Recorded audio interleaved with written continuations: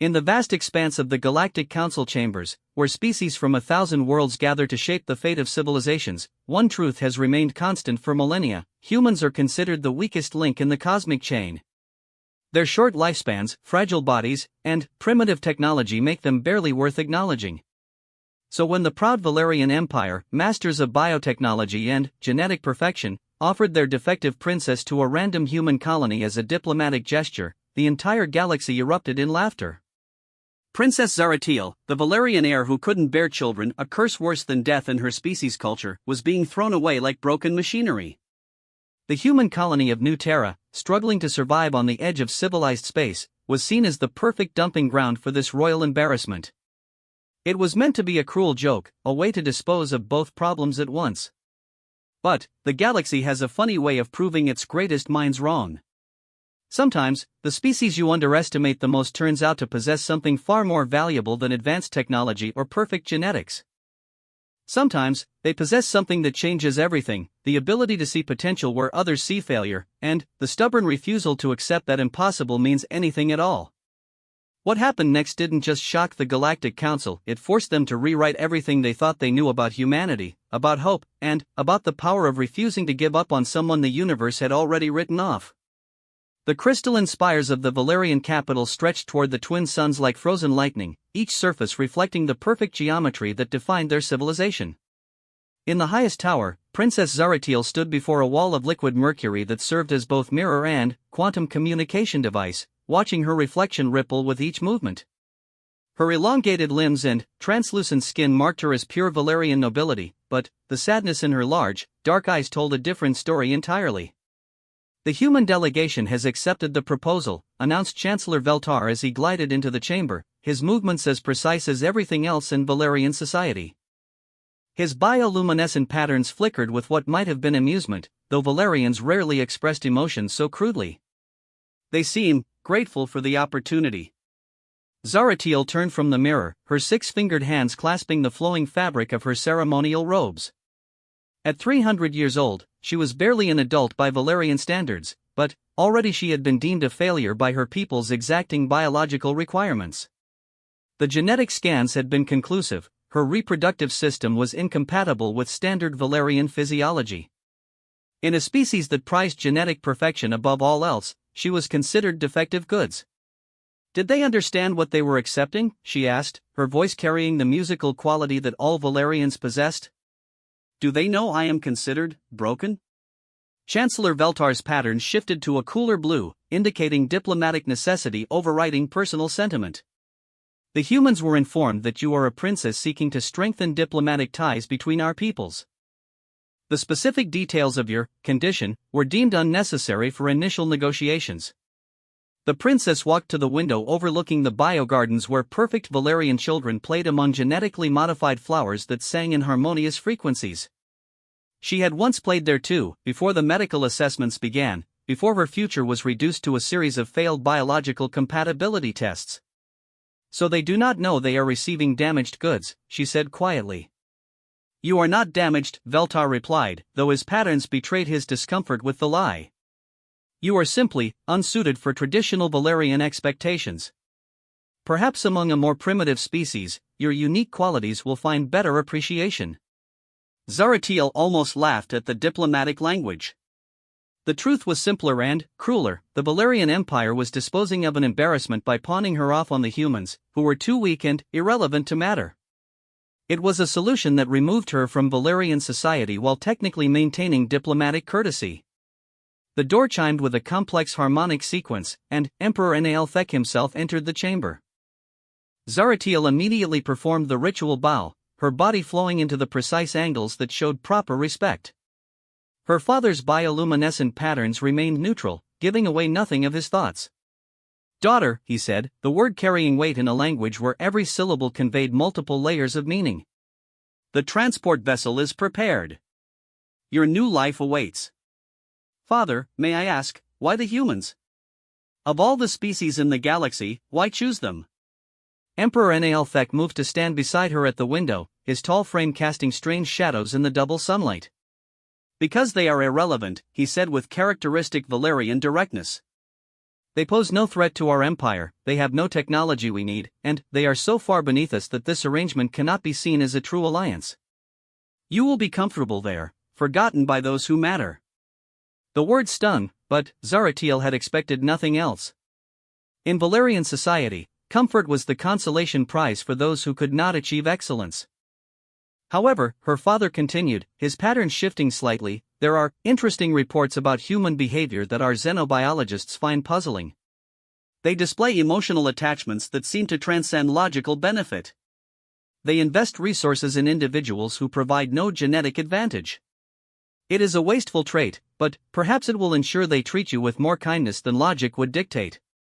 As they prepared for departure, Zaratiel found herself accompanied by a minimal retinue, her personal servant Cassera, 2 diplomatic attaches, and a medical specialist named Dr. Thylen who had volunteered to document human Valerian biological compatibility. The fact that anyone had volunteered surprised her, most Valerians would consider it professional exile. "Why did you choose to come?" she asked Dr. Thylen as they boarded the sleek Valerian vessel that would carry them to human space. The doctor's pattern showed genuine curiosity mixed with scientific excitement. "Because human biology is chaotic," he admitted. "Their genetic structure should not work. Their cellular regeneration is inefficient. Their reproductive processes are primitive. Yet they survive, even thrive, in environments that would kill more advanced species. There are reports of humans bonding with incompatible alien species, of their medical techniques achieving results that our models say are impossible. I want to understand how they make impossible things work." The journey to New Terra took 17 days through hyperspace, 17 days for Zaratiel to contemplate her fate. She spent long hours in the observation deck, watching the strange beauty of folded spaceflow past the transparent aluminum windows. The swirling colors reminded her of the emotion paintings that young Valerian children created before they learned to suppress such messy expressions of feeling. Cassera joined her on the final night of their journey, bringing Nutripaste flavored with essence of home flowers. "Princess, what do you know of human customs?" "Very little," Zaratiel admitted. "They are said to be emotional, chaotic, and short-lived. They form attachments based on sentiment rather than biological compatibility. Their social structures are inefficient but persistent. The diplomatic briefings mentioned that they often pair with individuals who cannot reproduce together, or who choose not to," Cassera said carefully. "They seem to value companionship and emotional connection over genetic advancement." Zaratiel considered this. In Valerian society, relationships existed primarily to produce the next generation of genetically superior children. Romance was a pleasant side effect, but never the primary purpose. The idea of choosing a partner based solely on emotional compatibility was alien to her.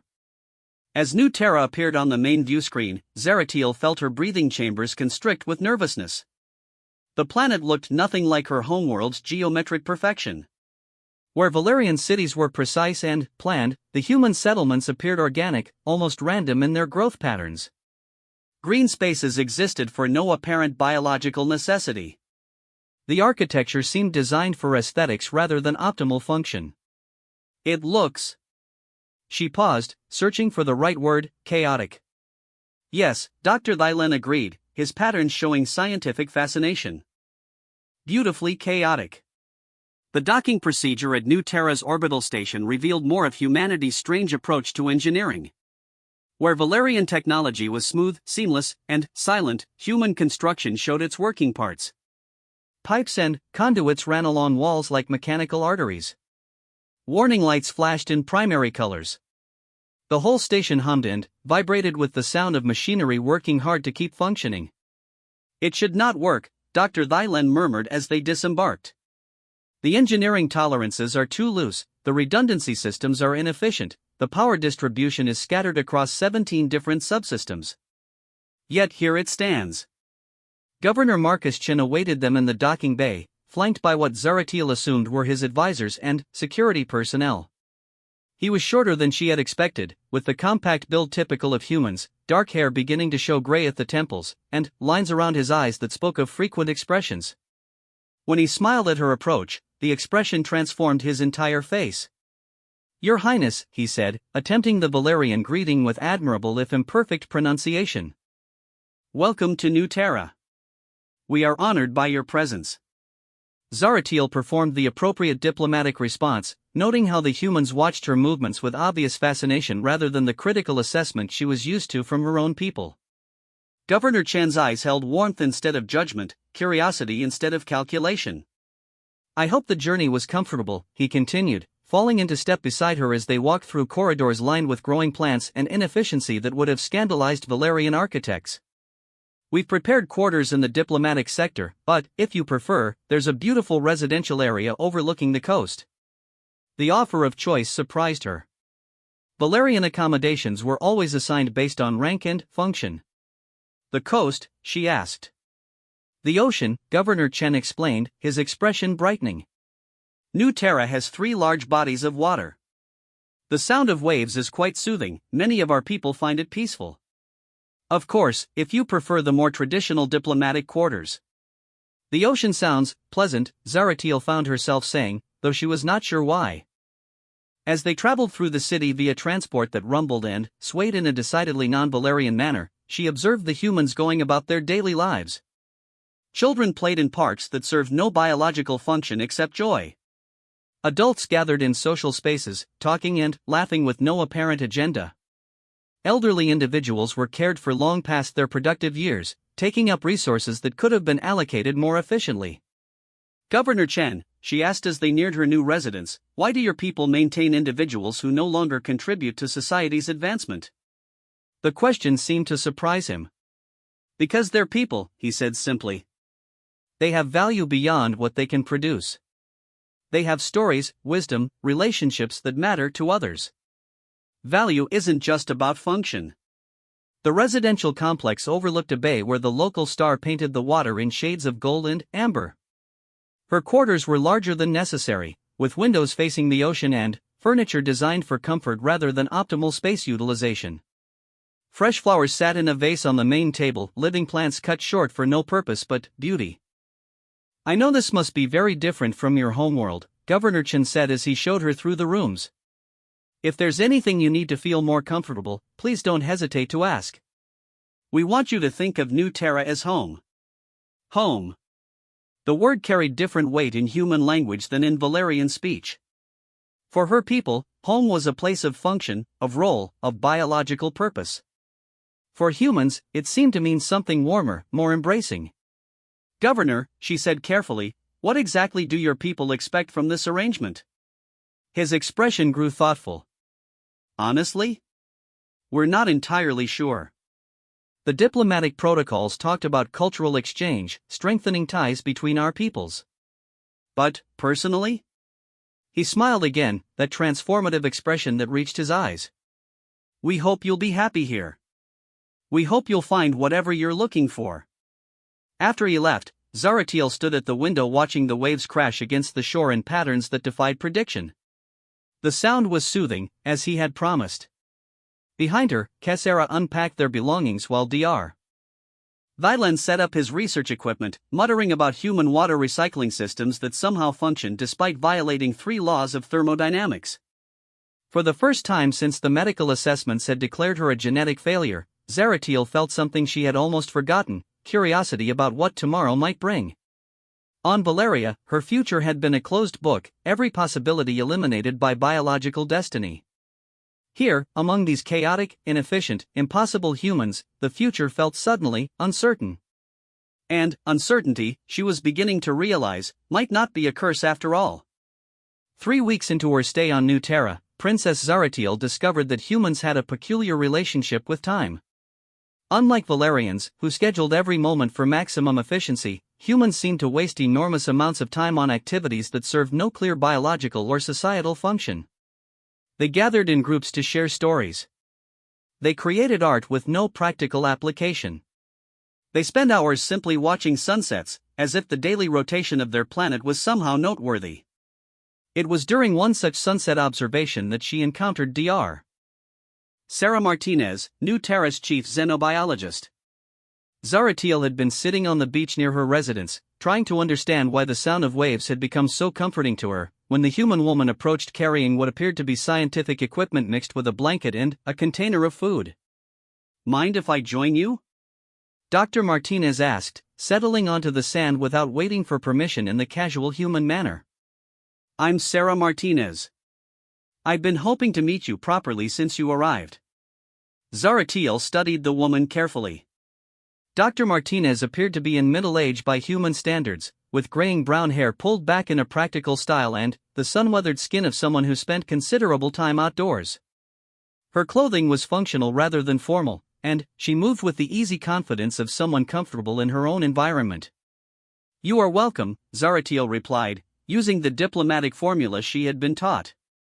Though I confess, I do not understand the human custom of taking meals in outdoor locations. Sarah laughed, a sound that seemed to bubble up naturally rather than being performed for social effect. We call it a picnic. It's not really about the food, well, not entirely. It's about experiencing your environment, sharing space with others, taking time to just exist without a specific goal. Without a goal? The concept genuinely puzzled Zaratiel. Then, what is the purpose? Sometimes there isn't one, Sarah said, unpacking what appeared to be sandwiches and fruit from her container. Sometimes the purpose is just being present in the moment. Enjoying company. Watching the way light changes as the sun sets. Feeling sand between your toes. To demonstrate, Sarah removed her footwear and buried her feet in the warm sand, sighing with apparent contentment. The casual intimacy with the natural environment would have horrified Valerian health protocols, but Sarah seemed genuinely relaxed. Zaratiel found herself removing her own shoes, tentatively placing her six-toed feet on the sand. The sensation was strange, gritty, warm, constantly shifting. Not unpleasant, merely different from any surface she had experienced on her homeworld. "You're studying me," she observed as Sarah handed her something called a sandwich. "Sorry," Sarah said, not sounding particularly apologetic. "Professional hazard. But, also, curiosity. Your people are fascinating from a biological standpoint. The way you process nutrients, your extended lifespans, your bioluminescent communication system. It's all remarkable. Yet we are unable to successfully reproduce with other species," Zaratiel said automatically, reciting the medical assessment that had defined her adult life.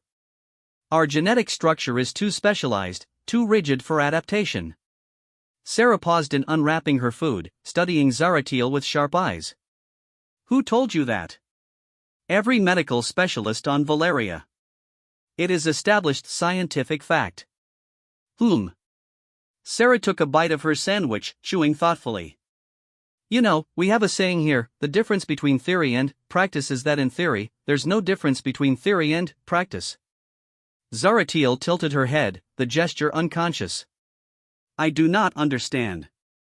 "Just because something is scientifically established doesn't mean it's the whole truth," Sarah explained. "Science is about what we can measure and understand with current tools and knowledge. But the universe has a habit of being more complicated than our measurements suggest." They sat in comfortable silence for a while, watching the sun paint the sky in colors that had no practical purpose except beauty. Zaratiel found herself thinking about Dr. Thyland's comments during their journey, his fascination with humans making impossible things work. "Dr. Martinez," she said eventually, "why did your people agree to this arrangement? What benefit do you gain from my presence here?" Sarah considered the question seriously before answering. "Honestly? The official reason was diplomatic relations, cultural exchange, that sort of thing."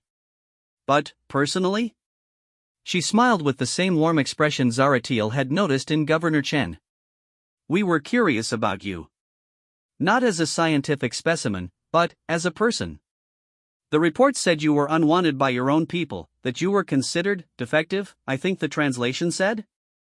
Zaratiel's bioluminescent patterns flickered with embarrassment before she could control them. "That is accurate." "Well, that's ridiculous," Sarah said with characteristic human directness. "You're intelligent, articulate, clearly educated, and, from what I can observe, perfectly healthy. Just because you can't do one specific biological function doesn't make you defective any more than I'm defective because I can't photosynthesize." The casual dismissal of something that had defined Zaratiel's entire adult life left her speechless for a moment. But reproduction is the primary biological imperative. Without it, an individual serves no evolutionary purpose. Says who? Sarah asked. Evolution isn't some cosmic blueprint with goals and purposes. It's just change over time in response to environmental pressures. And societies aren't just about reproduction, they're about cooperation, knowledge sharing, problem solving, caring for each other. You contribute to all of those things. As the weeks passed, Zaratiel found herself drawn into the strange rhythms of human life on New Terra. Governor Chin introduced her to various aspects of colonial administration, not as a diplomatic observer but as someone whose insights might be valuable. Dr. Martinez included her in research projects, seeking her perspective on xenobiology from someone who lived it rather than just studied it. Most surprisingly, she found herself forming what humans call relationships based on mutual enjoyment of each other's company rather than biological compatibility or social necessity. A teacher named James Park introduced her to human literature, spending hours discussing the strange concept of fictional narratives that served no educational purpose except entertainment and emotional exploration. An engineer named Rosa Delgado showed her through the colony's infrastructure, explaining how human technology achieved reliability through redundancy and adaptation rather than perfection. The thing about human engineering, Rosa explained as they toured the atmospheric processing plant, is that we assume things will break. So we build in backups, workarounds, and maintenance protocols. Valerian technology might be more elegant, but ours is more forgiving of failure. The word forgiving resonated with Zaratiel in ways she was still trying to understand. Valerian society had no concept of forgiveness for biological inadequacy. Failure to meet genetic standards was simply fact, to be managed and contained rather than overcome. But humans seemed to approach failure differently. When she expressed interest in learning their scientific methods, Dr. Martinez didn't test her qualifications or assess her genetic suitability for research. She simply handed her a datapad and said, "Let's see what you think of this." When she struggled with the casual social interactions that came naturally to humans, James Park didn't diagnose her as socially defective. He invited her to join his weekly discussion group, where colonists gathered to talk about books, ideas, and daily life with no agenda except mutual enrichment. When she accidentally damaged a piece of equipment while learning to operate human technology, Rosa Delgado didn't file a report on her incompetence. She showed Zaratiel how to repair it and laughed about her own first week as an engineer, when she had managed to flood an entire laboratory with coolant. The secret to human technology, Rosa had said while they worked on the repairs, is that it's designed by people who know they're going to make mistakes. So we make our mistakes as educational as possible. It was during her 6th week on New Terra that Zaratiel made a discovery that would change everything. She was working with Dr. Martinez on a comparative study of human and Valerian cellular regeneration when she noticed something odd in the data. "These numbers cannot be correct," she said, pointing at readings on the quantum microscope display. Human cellular renewal rates should not be compatible with Valerian biorhythms. Sarah looked at the data, then ran the scans again. The results were identical. "Well, that's interesting," she murmured. "According to this, your cellular structure is adapting to local environmental conditions. Your bioluminescent patterns are shifting toward wavelengths that match our local star's spectrum." Zaratiel stared at the readouts. "That is impossible. Valerian physiology does not adapt to foreign environments. Our genetic stability is one of our species' defining characteristics." "Maybe," Sarah said thoughtfully, "your genetic stability was maintained by your environment, not inherent to your biology." "Maybe when you remove those constraints." They spent the next several days running more detailed scans, documenting changes that should not have been possible. Zaratiel's respiratory system was becoming more efficient at processing New Terra's atmospheric mixture. Her digestive processes were adapting to local food sources. Most remarkably, her reproductive system showed signs of increased activity and flexibility. "I want to run some theoretical compatibility models," Sarah said carefully. "With your permission." "Not because I think you should change your life plans, but because this could be important scientific data." The tests took another week, using advanced genetic modeling that combined human adaptability research with Valerian biological data. When the results came in, both women stared at the display in silence. "These numbers suggest," Sarah said slowly, that not only is human Valerian reproduction theoretically possible, but that your specific genetic variations might actually make it more likely to succeed than standard Valerian genetics. Zaratiel felt her breathing chambers constrict. You are saying that my defects might actually be advantages? I'm saying that what your people call defects might be adaptive variations that allow for greater genetic flexibility, Sarah corrected. In Valerian society, where genetic purity is prized, flexibility might look like failure. But, in a mixed environment where adaptation is valuable. The implications hit Zaratiel like a physical force. Everything she had been told about herself, everything that had defined her place in society, everything that had led to her exile to this distant human world, all of it might have been based on a fundamental misunderstanding of what her genetic differences actually meant. That evening, she sat on her beach watching the sunset with Kessera and Dr. Thylan. The Valerian physician had been following the research with growing excitement, his bioluminescent patterns shifting through colors that indicated scientific breakthrough mixed with philosophical confusion.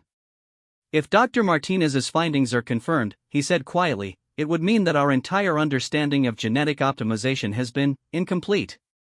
Incomplete, Zaratiel repeated. An interesting word choice.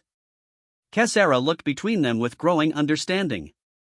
Princess, what does this mean for you? Zaratiel watched the waves crash against the shore, thinking about Sarah's words about humans designing for failure and adaptation rather than perfection. About Rosa's engineering philosophy that assumed things would break and planned for repair rather than prevention. About James's literature that found meaning in stories about flawed characters overcoming impossible odds. I think, she said slowly, it means that I might not be broken after all. I might just be different than expected. In the distance, the lights of New Terra's main settlement began to twinkle against the darkening sky, each one representing humans who had somehow made the impossible work through stubborn persistence and willingness to adapt. For the first time since arriving on this strange world, Zaratiel began to think that maybe, just maybe, she had found the right place to discover who she actually was rather than who she had failed to become. The emergency council meeting was called at dawn, 3 days after Dr. Martinez's research data had been transmitted to the Galactic Council's Xenobiology Department. Governor Chen sat at the head of the conference table in New Terra's administrative center, his expression grim as he reviewed the priority message that had arrived during the night shift. Princess Zaratiel entered the room flanked by Dr. Martinez and Dr. Thylan, noting immediately that the usual warmth in the governor's eyes had been replaced by something that looked suspiciously like protective anger. The other council members, Rosa Delgado, James Park, Security Chief Amanda Torres, and Trade Coordinator David Kim, wore similarly serious expressions. Thank you for coming, Governor Chen began without preamble. We've received a communication from the Valerian Empire that requires immediate discussion.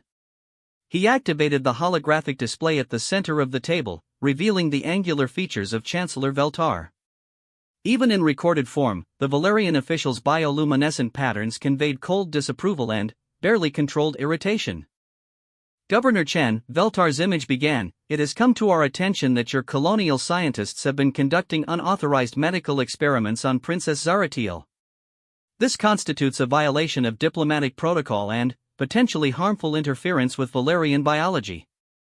Zaratiel felt her own patterns flicker with surprise and indignation. Unauthorized experiments? The recording continued. Furthermore, we have received disturbing reports that your researchers are spreading false scientific claims about Valerian genetic compatibility. These claims contradict centuries of established biological fact and represent a dangerous form of scientific fraud. We demand the immediate cessation of all research involving the princess, the destruction of any allegedly contrary data, and the return of Princess Zaratiel to Valerian custody for proper medical evaluation. Governor Chen paused the message and looked directly at Zaratiel. Princess, I want to be absolutely clear, you are not property to be returned. You are a person with the right to make your own decisions. But, I need to know, do you consider Dr.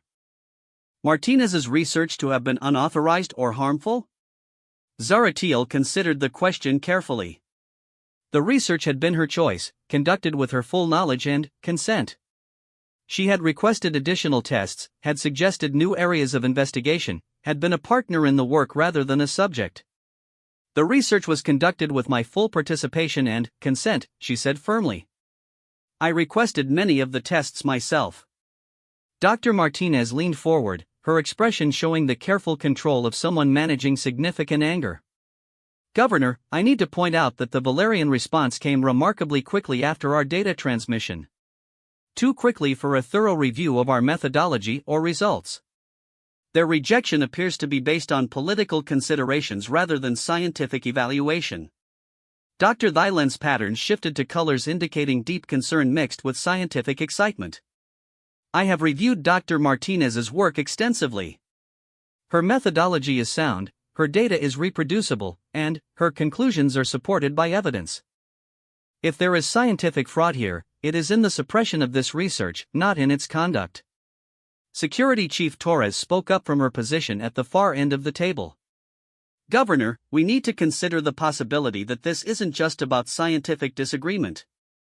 If the princess's genetic variations are actually advantages rather than defects, and if human Valerian compatibility is not only possible but potentially beneficial, then the Valerian Empire has spent centuries systematically removing valuable genetic diversity from their population, James Park finished quietly. And they have a significant political interest in preventing that information from becoming public knowledge. The implications of that statement settled over the room like a heavy blanket. If the research was correct, if Zaratiel's supposed defects were actually adaptive advantages, then the Valerian Empire's entire system of genetic purity was not only flawed but actively harmful to their species' long-term survival. Governor Chen activated the holographic display again, revealing the remainder of Chancellor Veltar's message. You have 72 hours to comply with our demands, the Valerian official continued. Failure to do so will be considered an act of hostile interference with Valerian internal affairs, with appropriate diplomatic and economic consequences. Threats, Rosa observed with characteristic engineering directness. When people start making threats, it usually means they're scared of something. What are they scared of? Trade Coordinator Kim asked. Dr. Martinez answered, her voice carrying the certainty of someone who had spent weeks analyzing data. They're scared that we're right. They're scared that their perfect genetic society has been systematically destroying the very variations that could ensure their species' survival. Zaratiel stood, her tall frame commanding attention as her bioluminescent pattern shifted to the formal configurations used for important announcements. Governor Chen, members of the council, I want to make my position clear. I will not return to Valeria. I will not submit to medical evaluation designed to disprove research that I helped conduct. And I will not allow fear of diplomatic consequences to suppress scientific truth. The room fell silent. Governor Chen studied her carefully before speaking. Princess, I need you to understand what you're choosing. If we refuse the Valerian demands, New Terra could face economic sanctions, diplomatic isolation, and, potentially military pressure. We're a small colony on the edge of civilized space. We don't have the resources to fight the Valerian Empire. But we do have something they don't, Zaratiel replied, thinking of conversations about human engineering philosophy and adaptation strategies. We have the ability to make impossible things work. Over the following days, New Terra transformed itself into something resembling a fortress of scientific inquiry. Dr. Martinez's research team expanded to include every qualified scientist on the colony, working around the clock to document and verify their findings. Dr. Thyland established communication channels with Valerian scientists who had been quietly questioning their empire's genetic orthodoxy for decades. James Park began compiling historical records of Valerian defectives who had demonstrated exceptional capabilities outside their species' rigid social structure. But it was Rosa Delgado who provided the breakthrough that would ultimately change the galaxy's understanding of genetic diversity. I've been thinking about the engineering implications of your research, she told Dr. Martinez and Zaratiel as they worked late one evening in the expanded laboratory. If genetic flexibility is actually an advantage, then the Valerian approach to genetic purity is like building a machine with no tolerance for variation. It might work perfectly under ideal conditions, but it's catastrophically fragile when conditions change. She activated a holographic display showing genetic diversity models. Look at this. Valerian population genetics show increasing homogenization over the past 1,000 years. They're becoming more genetically uniform, not more perfect. and that uniformity makes them vulnerable to environmental changes, disease, or any factor their genetic code isn't specifically optimized for. Dr. Martinez studied the data with growing excitement. But, if individuals like the princess represent retained genetic flexibility, then, they're not defective, Rosa finished. They're backup systems. They're the genetic equivalent of redundancy engineering, the variations that allow a species to survive when conditions change.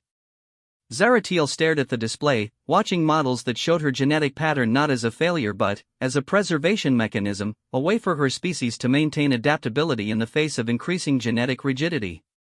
You are saying that my people have been systematically eliminating their own survival mechanisms?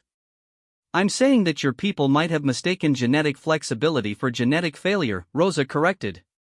And, in doing so, they've been throwing away the very adaptations that could ensure their long-term survival. The implications were staggering.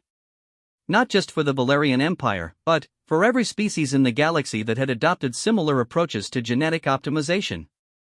The research suggested that the pursuit of biological perfection might actually be a path toward extinction, while apparent defects might represent crucial survival variations. As word of the research began to spread through scientific channels, responses came from unexpected corners of the galaxy. A Zephyrian research station requested copies of the data, noting similar patterns in their own population. And Terran scientists reported that their most successful colony worlds were populated by individuals who had been considered genetically inferior by their homeworld standards. Even the technologically advanced hegemony began quietly inquiring about the research methods used on New Terra. But, it was the response from within the Valerian Empire itself that proved most significant. Dr. Thylan's contacts reported growing discussion among younger scientists who had been questioning the genetic purity doctrine for years. Underground networks of defective Valerians began sharing stories of capabilities that exceeded normal parameters despite their supposed genetic flaws. There is a revolution beginning, Dr. Thylan reported during one of their evening briefings. Not a political revolution, but a scientific one. Your research has provided evidence for theories that many have suspected but none dared voice. Governor Chen looked up from communications with other human colonies, several of which had offered support despite the potential risks. Princess, you should know that we've been contacted by representatives of 17 different species asking for more information about our research. This is becoming bigger than just New Terra or even the Valerian Empire. Zaratiel nodded, understanding the weight of what they had set in motion. Chancellor Veltar will not simply accept this challenge to Valerian orthodoxy. There will be consequences. Let them come, Security Chief Torres said with characteristic military confidence. We're not the same colony that quietly accepted an unwanted princess 6 months ago. We've got scientific backing, growing galactic interest, and something worth defending. That night, as Zaratiel walked the beach that had become her thinking place, she reflected on the strange path that had brought her to this moment. 6 months ago, she had been a failed princess, a genetic disappointment shipped off to an irrelevant human world to live out her days in comfortable exile. Now she found herself at the center of a scientific revolution that could reshape galactic understanding of biological diversity and genetic optimization. The waves crashed against the shore in their eternal pattern of chaos and beauty, reminding her of human philosophy about finding meaning in unpredictability. Her bioluminescent patterns flickered with colors that had no Valerian names, wavelengths that had emerged during her adaptation to this world and its strange, wonderful people who refused to accept that impossible meant forever. In the distance, lights from New Terra's research complex burned late into the night, where humans and their alien allies worked to document truths that empires would rather keep hidden. Tomorrow would bring new challenges, new threats, and new opportunities to prove that strength could emerge from supposed weakness, that adaptation was more powerful than perfection, and that sometimes the species you underestimate most are the ones who change everything. Zaratiel smiled, an expression she had learned from humans, and prepared for the storm that was coming. After all, storms were just another form of chaos that humans had learned to weather, adapt to, and ultimately thrive within. And she was no longer just a Valerian princess living among humans, she was becoming something new entirely, something that had never existed before but might represent the future of life in the galaxy. The Valerian battle fleet arrived at New Terra's orbital space during the early morning hours of the colony's 49th day since the research had been published on the galactic scientific networks. 15 vessels of sleek, crystalline design that moved with the precise coordination that characterized everything the Valerian Empire touched. They took position around the planet with mathematical precision, close enough to demonstrate overwhelming force but far enough to maintain diplomatic pretense. Admiral Cathara, commanding from the flagship Genetic Destiny, opened communications with the colony's modest orbital station. Her holographic image appeared in Governor Chen's office with all the cold authority of millennia of Valerian superiority, bioluminescent patterns displaying formal military protocol mixed with barely restrained contempt.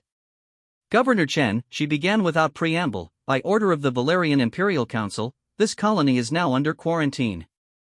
All communications with the Galactic Network are hereby suspended. All research into Valerian biology is to cease immediately.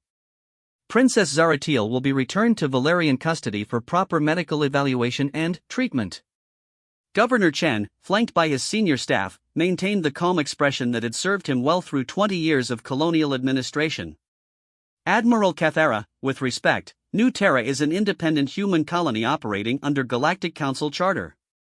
We recognize no Valerian authority over our internal affairs or our citizens. The Admiral's pattern shifted to colors indicating dangerous irritation. Princess Zaratiel is not a citizen of your colony. She is a Valerian national whose medical condition requires specialized treatment that only our people can provide. Actually, Dr. Martinez interjected from her position at the conference table. Princess Zaratiel filed for colonial citizenship 6 weeks ago. The paperwork was approved yesterday. She held up a data pad showing the official documentation, signed and sealed according to proper administrative procedures. Zaratiel herself stepped into the holographic display range, her own bioluminescent patterns now showing wavelengths that had never existed in pure Valerian communication, hybrid frequencies that combined her ancestral biology with adaptations developed during her time among humans. Admiral Cathara, I am no longer Princess Zaratiel of Valeria. I am Dr. Zaratiel Chun Martinez of New Terra. The name change, adopted in the human tradition of family bonding that connected her to both her chosen planet and her research partner, caused the Admiral's patterns to flicker with shock and outrage. In Valerian society, abandoning one's birth name was an act of ultimate rejection of genetic heritage. This is impossible, Admiral Cathara stated flatly. Valerians cannot simply abandon their biological identity. Your genetic code, your biological imperatives, your fundamental nature cannot be changed by primitive human bureaucracy. My genetic code remains Valerian, Zaratiel replied calmly. But, my biological imperatives have proven to be more flexible than Valerian science predicted. And, my fundamental nature appears to be adaptable rather than fixed. Behind her, the research team that had expanded to include scientists from 12 different species worked at stations displaying data that contradicted every assumption the Valerian Empire held about genetic purity and biological destiny. Dr. Thylan, whose own bioluminescent patterns now showed the stress of choosing between loyalty to his people and commitment to scientific truth, stepped forward to address his former superior. Admiral, I respectfully submit that the research conducted here has demonstrated fundamental flaws in our understanding of genetic optimization, he said formally. The data is conclusive. Genetic variations that we have classified as defects are actually adaptive advantages. Our pursuit of genetic purity has been systematically weakening our species. Admiral Cathara's image flickered as her patterns shifted to colors indicating absolute rejection. Dr. Thylan, you have been corrupted by exposure to primitive human theories. You will return to the fleet immediately for psychological evaluation and genetic recalibration. No, Dr. Thylan said simply. I will remain here to continue research that could save our species from genetic collapse. The Admiral's composure cracked visibly. This colony has become a center of infection, spreading biological heresy that threatens the foundation of Valerian civilization. I am authorized to use any means necessary to contain this contamination. Governor Chen leaned forward, his diplomatic training warring with protective instincts that had grown stronger over the months since Zaratiel had become part of his community. Admiral, are you threatening military action against a peaceful research colony? I am preventing the spread of dangerous biological misinformation that could destabilize galactic civilization, she replied. The Valerian Empire has maintained genetic superiority for 3,000 years. We will not allow that achievement to be undermined by the delusions of an inferior species. The words hung in the air like a challenge. In the months since Zaratiel's arrival, the humans of New Terra had grown protective of their adopted daughter and, proud of research that was changing galactic understanding of biology. Admiral Cathara had just declared their work not only wrong but dangerous enough to justify military intervention. "Admiral," Governor Chen said quietly, "I suggest you consult with the Galactic Council before taking any irreversible actions." As of this morning, delegations from 47 species have requested access to our research data. Your empire may find itself somewhat isolated if it chooses to suppress scientific inquiry through military force. The communication ended abruptly, leaving the conference room in tense silence.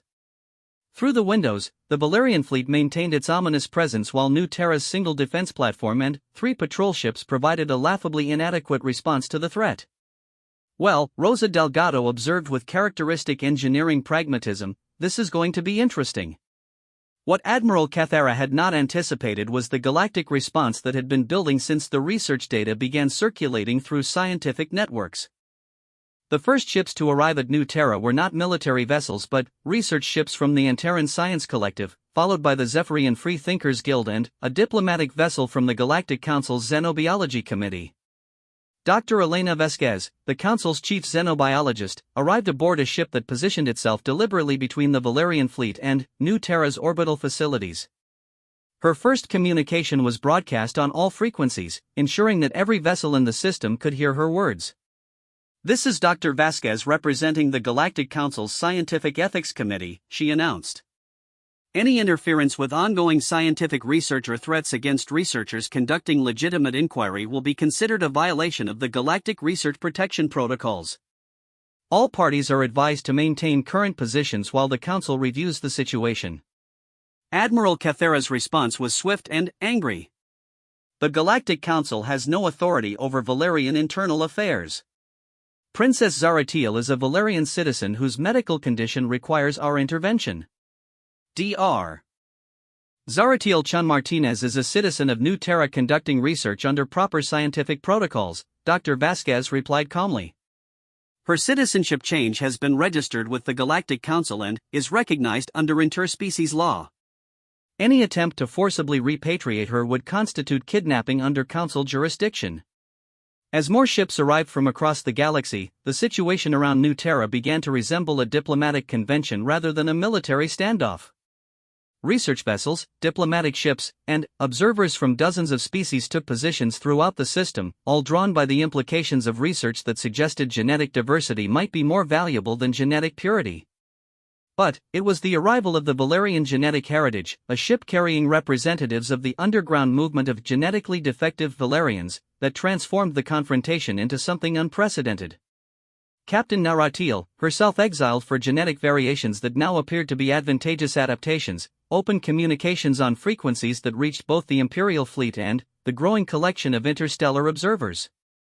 "Admiral Cathara," she said, her bioluminescent patterns showing configurations that had been forbidden in Valerian society for centuries, "I speak for the genetic liberation movement of Valeria. We are no longer willing to accept exile and shame for variations that research has proven to be beneficial adaptations." Behind her stood dozens of Valerians whose genetic patterns showed the same flexible variations that characterized Zaratiel's biology. They had spent years in exile from their own society, scattered across the galaxy, believing themselves to be failures of Valerian genetic optimization. Now they understood themselves to be the preservation of genetic diversity that their species needed for long-term survival. "You are criminals and defectives," Admiral Cathara declared, her pattern showing the rigid configurations of absolute authority. "Your genetic contamination threatens the purity that has made Valeria the greatest civilization in the galaxy. Our genetic flexibility," Captain Naratiel corrected, "represents the future survival of our species. Research conducted on New Terra has demonstrated that Valerian genetic purity is actually genetic fragility disguised as strength." The standoff continued for 3 days, with more ships arriving hourly as word spread through galactic communication networks. Scientists, diplomats, military observers, and journalists from across civilized space gathered to witness what was becoming the most significant challenge to established biological orthodoxy in galactic history. On New Terra's surface, Zaratiel continued her research while monitoring the political storm her simple request to understand her own biology had generated. She worked alongside Dr. Martinez and an expanding team of researchers who were documenting not just human Valerian compatibility but the broader implications of genetic flexibility versus genetic optimization. "I never intended to start a revolution," she told Dr. Martinez during one of their evening walks on the beach that had become her sanctuary. "The best revolutions are usually started by people who just wanted to understand the truth," Sarah replied, watching the lights of the various fleets flickering in the night sky like strange constellations. You asked a simple question: why was I considered broken? Turns out the answer was more complicated than anyone expected. "The Valerian Empire will not simply accept this challenge to everything they believe," Zaratiel said, her hybrid bioluminescent patterns reflecting both worry and determination. Admiral Cathara represents 3,000 years of genetic orthodoxy. She cannot admit that the entire foundation of Valerian civilization might be based on a misunderstanding. Dr. Martinez nodded, understanding the magnitude of what they faced. "But she also can't suppress the truth when half the galaxy is watching and the other half is asking to see the research data. Sometimes the most powerful force in the universe isn't military strength or political authority, it's an idea whose time has come." As they spoke, communication signals flashed between the various ships orbiting their world, carrying messages, arguments, and data that would reshape galactic understanding of genetics, diversity, and the complex relationship between biological perfection and species survival. The storm that was coming would determine not just the fate of one exiled princess and one small human colony, but the future of genetic policy across the civilized galaxy. And, at the center of it all, a young woman who had once been considered a failure stood on an alien beach, watching stars that no longer seemed impossibly distant, preparing to prove that sometimes the greatest strength comes from embracing what others see as weakness. 2 years after the confrontation that historians would later call the New Terra incident, Dr. Zaratiel Chun Martinez stood in the Grand Assembly Hall of the Galactic Council, addressing representatives from over 200 species. The hall itself had been modified to accommodate the growing diversity of member species, including environmental controls for beings who communicated through bioluminescence, a concession that would have been unthinkable before her research had demonstrated the value of accommodating biological variations rather than forcing conformity to standard norms. Her presentation holographic displays showed genetic diversity maps from across the galaxy, patterns of adaptation and survival that painted a picture of life far more complex and resilient than previous models had suggested. Behind her, representatives from the new Galactic Genetic Diversity Initiative, an organization that had grown from her simple question about her own biology, provided supporting data that had revolutionized understanding of species development.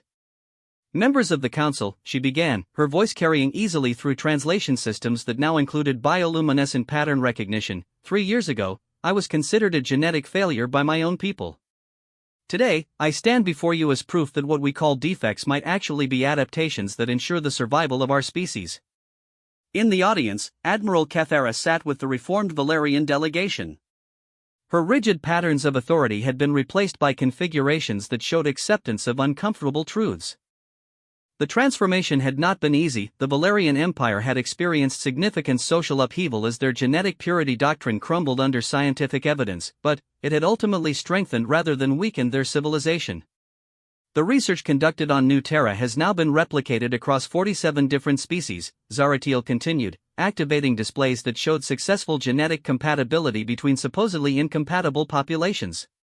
"We have documented 847 cases of individuals previously classified as genetically inferior who have demonstrated superior adaptive capabilities when placed in appropriate environments." Dr. Sarah Martinez, now director of the Galactic Genetic Adaptation Research Center, joined her at the podium. The center had been established on New Terra, which had transformed from an obscure human colony into one of the most important scientific installations in the galaxy. Its success had attracted researchers from across civilized space, creating a unique community where biological diversity was celebrated rather than suppressed. The implications extend beyond individual cases, Dr. Martinez added, her presentation showing population stability models. "Species that maintain genetic diversity show greater long-term survival rates, better adaptation to environmental changes, and increased innovation in problem-solving approaches. Genetic purity, while achieving short-term optimization, actually reduces species resilience." Captain Narration of the Valerian Genetic Liberation Movement rose from receipt among the Valerian delegation. What had begun as an underground movement of exiled defectives was now recognized as having preserved crucial genetic variations that pure-blood Valerian society had nearly eliminated entirely. The Valerian Empire formally apologizes to the galactic community for our role in promoting genetic orthodoxy that may have caused irreparable damage to species development across the galaxy, she announced, her bioluminescent pattern showing configurations of remorse and commitment to change. We are implementing comprehensive reforms to our genetic evaluation systems and requesting assistance in identifying and supporting individuals whose variations were incorrectly classified as defects. Governor Marcus Chen, now serving as New Terra's ambassador to the Galactic Council, stood to address the assembly. His small colony had become a symbol of how overlooked populations could achieve remarkable things when given the opportunity and support they needed. The human colony of New Terra offers our continued support for the Genetic Diversity Initiative, he announced. We have expanded our research facilities and are prepared to provide refuge and support for any individuals who face persecution for their genetic variations. No one should be considered broken simply because they are different. The applause that followed came from representatives across the spectrum of galactic civilization, species that had never agreed on anything, finding common ground in the recognition that diversity was strength rather than weakness. But, perhaps the most significant moment came when Emperor Nalthek himself rose from the Valerian delegation. Zaratiel's father had traveled personally to the council to address the assembly, his presence representing a complete reversal of the policies that had led to his daughter's exile. 3 years ago, I sent my daughter away because I believed she was a failure, he said, his pattern showing colors that represented profound regret and newfound understanding. I believed that genetic purity was the highest achievement of our civilization. I was wrong. He turned to look directly at Zaratiel, his expression carrying emotions that Valerian society had traditionally suppressed as inefficient. My daughter was not broken. Our understanding was broken. Our society was broken. Our willingness to throw away what we did not understand was broken. The Emperor's acknowledgement of error sent ripples through the assembly. For a species that had built its entire civilization on the premise of genetic superiority, to admit fundamental flaws in their approach represented a transformation that would have seemed impossible just years before. Effective immediately, Emperor Nalthek continued, the Valerian Empire is implementing the Chun Martinez protocols for genetic diversity evaluation. We are recalling all individuals who were classified as defective for re-evaluation under the new standards. We are establishing genetic adaptation research centers on 17 worlds. And we are offering reparations to individuals and species who suffered under our previous policies. Dr. Elena Vasquez, representing the Galactic Council's Scientific Ethics Committee, took the podium to announce the formal conclusions of the investigation that had begun with Admiral Cathera's attempt to suppress the New Terra research. The Council formally recognizes the Chun Martinez research as representing a fundamental advancement in galactic understanding of genetic diversity and species adaptation, she announced. All member species are encouraged to review their own genetic evaluation policies in light of this research. The Council is establishing new protocols for protecting genetic diversity and supporting individuals whose variations may represent valuable adaptive advantages. As the formal sessions concluded, Zaratiel found herself surrounded by representatives from across the galaxy, scientists eager to collaborate, individuals sharing stories of genetic persecution that could now be reframed as genetic advantage, and diplomats working to establish new policies that protected diversity rather than demanding conformity. But it was the quiet moment with her father that meant the most to her. Emperor Nalthek approached her during the reception that followed the assembly, his pattern showing uncertainty about how to bridge the gap that years of misunderstanding had created. Daughter, he said quietly, using the familiar form rather than formal address. I do not expect forgiveness for the years of believing you were less than you are. But I hope that someday you might consider visiting Valeria again. Not as an exile returning, but as a teacher helping us understand what we have lost and how we might recover it. Zaratiel studied her father's face, seeing genuine remorse and a willingness to change that she had never expected from the rigid society that had shaped her childhood. I will consider it, she said finally. But Valeria will always be my birthplace. New Terra has become my home. The distinction was important. She had not simply returned to her original identity after proving her worth, she had become something new entirely, something that combined her Valerian heritage with human adaptability and the lessons learned from a galaxy full of diverse species who had found strength in their differences. 6 months later, Zaratiel stood once again on the beach at New Terra, watching the sunset paint the sky in colors that still amazed her with their purposeless beauty. The view was different now. The orbital facilities had expanded dramatically to accommodate the research center and the steady stream of visitors who came to study genetic diversity in action. Ships from dozens of species moved through the system regularly, carrying scientists, refugees seeking genetic evaluation under the new protocols, and diplomats working to implement the changes that were transforming galactic society. Dr. Martinez joined her on the beach, carrying datapads that contained the latest research results and a bottle of wine that had become their tradition for celebrating successful conclusions to difficult projects. The latest compatibility studies came back from the Zephyrian colonies, Sarah announced, settling onto the sand beside her research partner and closest friend. 17 successful hybrid births, all healthy, all showing enhanced adaptation characteristics. And the Antaran Research Station? They've identified 43 individuals previously classified as genetically defective who are being retrained as genetic adaptation specialists, Sarah replied, opening the wine and pouring it into glasses that had been designed by artists rather than engineers, a distinctly human approach to functional objects. Turns out that genetic flexibility is exactly what you need when you're trying to help other species understand their own biological potential. They sat in comfortable silence for a while, watching the waves that had become Zaratiel's symbol for the beauty of chaos, the way complex systems could create patterns that were both unpredictable and perfect. The sound still soothed her, perhaps even more now that she understood it as a metaphor for the way genetic diversity created strength through variation rather than conformity. Do you ever wonder what would have happened if the Valerian Empire had succeeded in suppressing the research? Sarah asked eventually. Zaratiel considered the question seriously.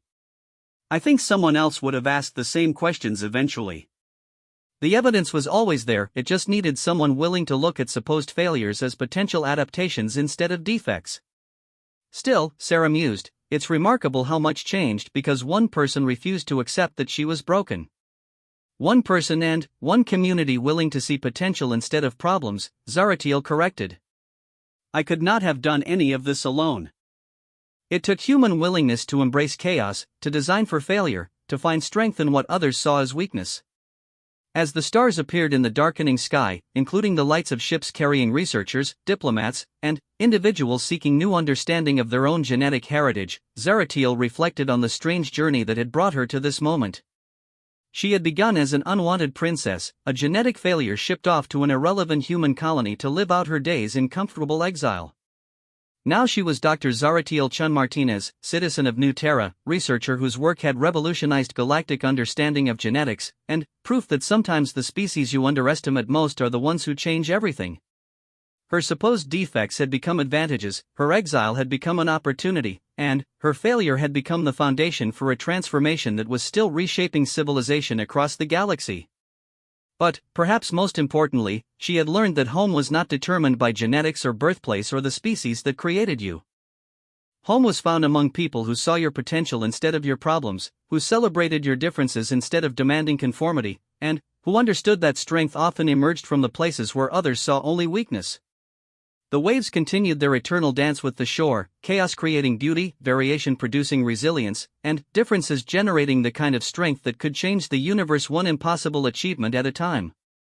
And, in their sound, Zaratiel heard the future, a galaxy where genetic diversity was treasured, where biological differences were recognized as adaptive advantages, and where no one would ever again be thrown away simply for being different than expected. It was a future worth fighting for, worth building, and worth sharing with anyone willing to believe that impossible was just another word for something that hadn't been figured out yet.